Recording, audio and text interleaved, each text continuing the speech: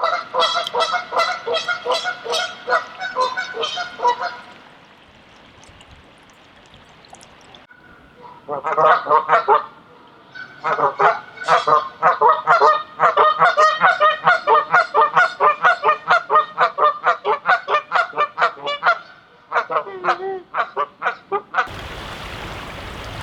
kind of quiet here right now, so I thought maybe I'd show a bunch of the flies that we're using, go over some of the patterns that we're using.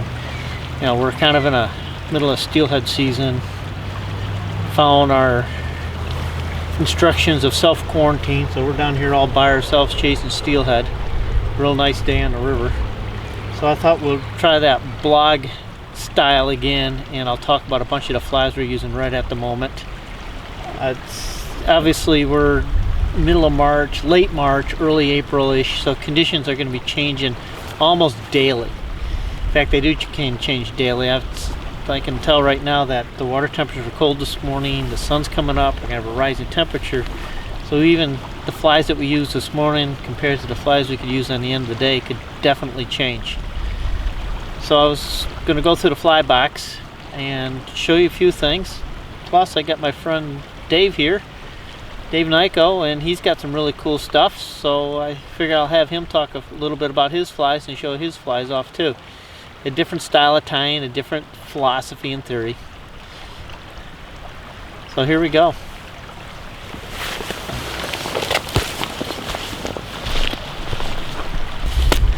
As you can tell, I'm not big into fancy fly boxes. I think probably cost me $4. I just got so many boxes and rolling around, they always break, so lately I'm a cheap binge. Get into here. If you look into here, you're going to see a mix of stuff. Obviously the woolly buggers, some hair wing streamers, I'll talk to you about this. Some really ugly stuff. Standard stuff that I've always used, they've always worked, I always carry them. We got some tube flies in here, I'll show you some close-ups of these things. So we're still doing some in it. So I'm carrying a variety of, from buggers, hair streamers, some experimentals. Some of these are not so experimental, just stuff that's worked for years, just depending on, you know, here's a little crystal thing, beadhead thing. So I'm carrying a mix of everything, but you'll notice the size. Everything is still, the length here. They're a little bigger, they're a little flashier. The whole idea is normally this time of year we get a lot of dirty water. Today is pretty clear, so I'll probably pare down. And I just want to have a mix of stuff so I can go through and be able to adjust for almost to each fish. Now if I'm fishing around some shallow fast water, I like to have sometimes you lose a lot of flies, so I'll sometimes just stay with the woolly buggers just out of economics. Where we get into some of the deeper stuff, I'll go back to my tube flies, run those things. But I like to have a good target. The males are getting pretty territorial this time of the year.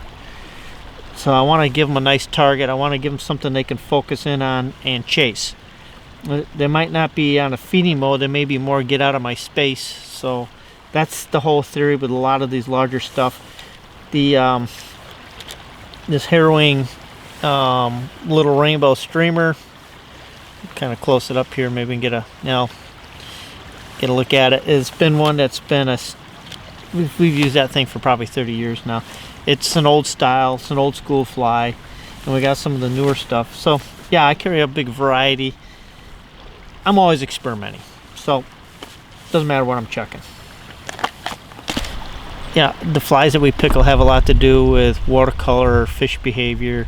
You know, is the water temperature up in the 40s? Is it in the 50s? They'll have a lot to do with the fly size. So that's why I carry a good mix of stuff. Did the water temperature drop that night? Is it rising during the afternoon? We'll have a lot, because if that temperature moves right now, these fish are going to shift where they're sitting in the pools.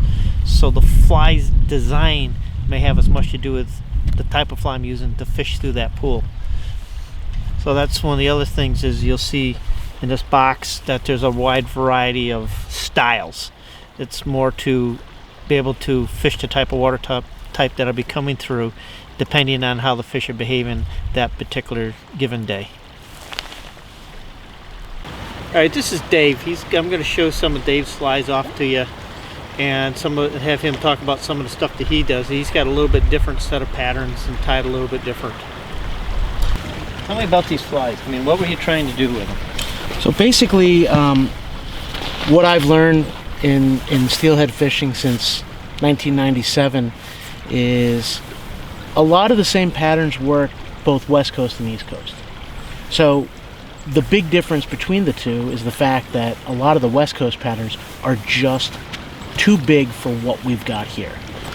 And this was really evident, especially in the fall, where I saw a lot of my larger style patterns and a larger size profile patterns were just being absolutely ridiculously too big. Right. You know, you're sitting there, you're watching your bugger swing through, and you're throwing a size 4 22-20 Daiichi, and every fish is just avoiding it like the plague. So what I did was I kind of thought, let me shrink these down a little bit. I'm not saying go to trout size, but just make them a little bit smaller, a little bit more realistic. So you're talking about paring them down by 50%, down to 30% of the original. Some of these were like 6-8 inches long. Yes. So yes. now your examples in here are probably 2.5 to 3 inches long. So you basically did a 50% cut down. I would say that's probably about right. I tie these on shanks, and I actually use hairpins for my shank and bend them back over. But my shank is probably 1 inch to 1.5 inches long at best. And then my overall length of the fly is, I want to say, what? Probably 3 inches at most? 3 inches max, yeah. So it looks like the volume is down. That's the other part. Yeah. If you go through and you shrink these flies down from a length perspective, you got to make sure that you also shrink it down by the same ratio from the volume. Yeah. Because if you put the same stuff on, you end up with this gigantic mass. It doesn't look right. It doesn't swim right. Well, if you get too much material on, stack too much on, then the fly loses its action. Absolutely. Now, like I got some flies that I was showing, and I'll probably ought to get a comparisons here, is that you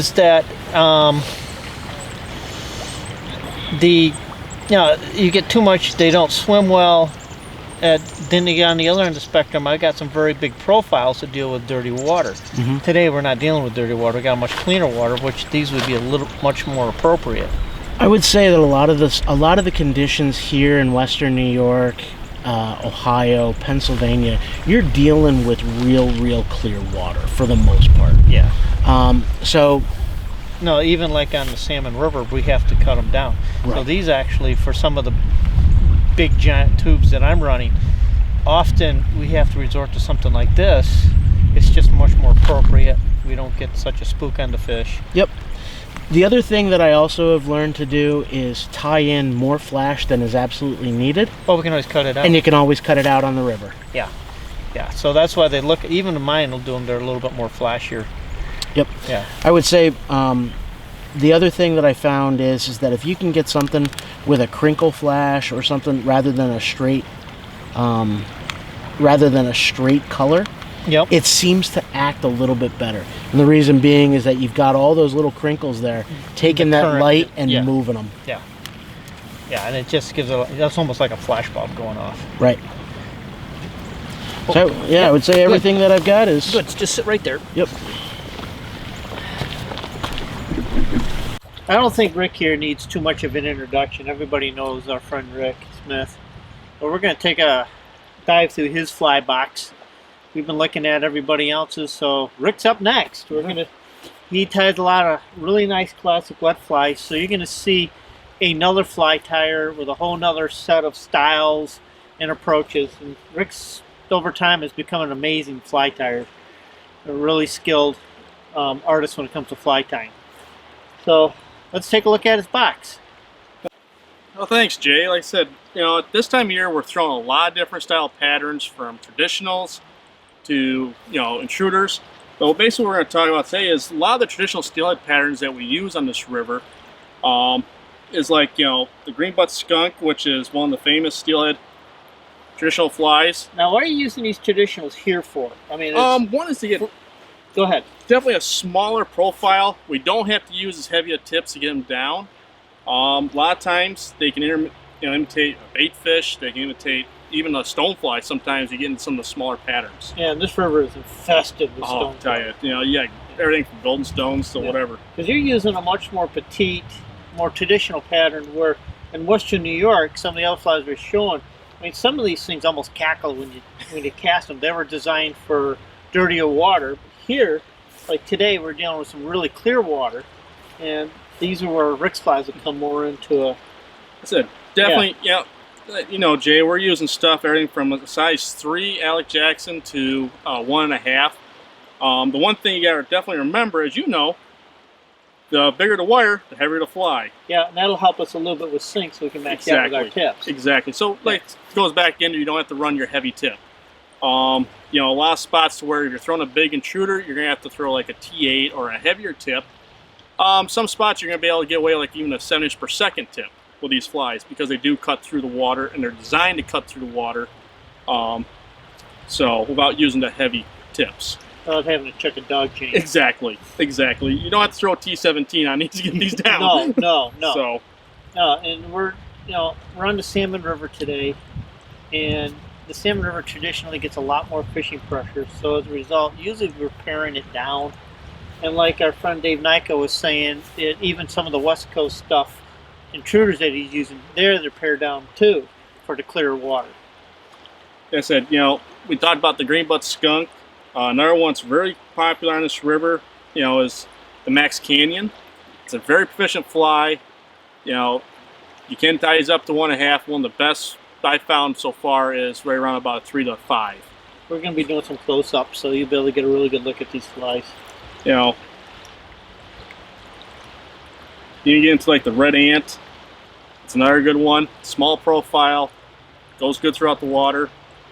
Resembles who knows what, but guess what, the fish do like it. Yeah, what we're seeing in your box is not a lot of hot colors like chartreuse, fluorescent orange. Some as a mixed color, but more kind of earthy, darker. Like I said, you can get into just the black skunk. That's caught us a lot of fish. You ain't kidding. Yesterday caught us a lot of crabby fish. Exactly. Sometimes these smaller profile flies, unlike intruders are big, bulky. Sometimes you get in this clear water, even in high water, it can spook the fish. So sometimes you have to get down to the small petite flies, to get that strike. But the top patterns that we use a lot here is the greenbutt skunk, Max Canyon, red ant, and of course the black skunk. Like I said, definitely tied between a size 3 to 1.5 Alec Jackson hook, and sometimes tie them in a low water style, and you can tie the full shank. Well, folks, I hope you found this interesting. We've been on the water doing a lot of fishing. Thought we'd do this, try this blog format again. It was pretty popular the last time, even though it was a long video. This one won't be as long. And a lot of these flies that I showed you from some different tyers, some very talented tyers, a couple of these guys.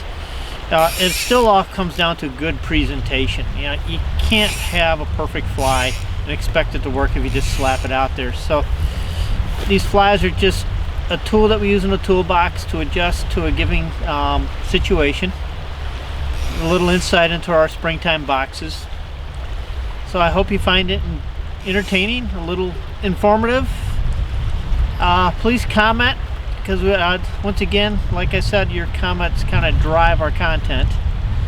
So thanks for watching, and please subscribe. We could use your help by hitting that little bell icon in the subscription box.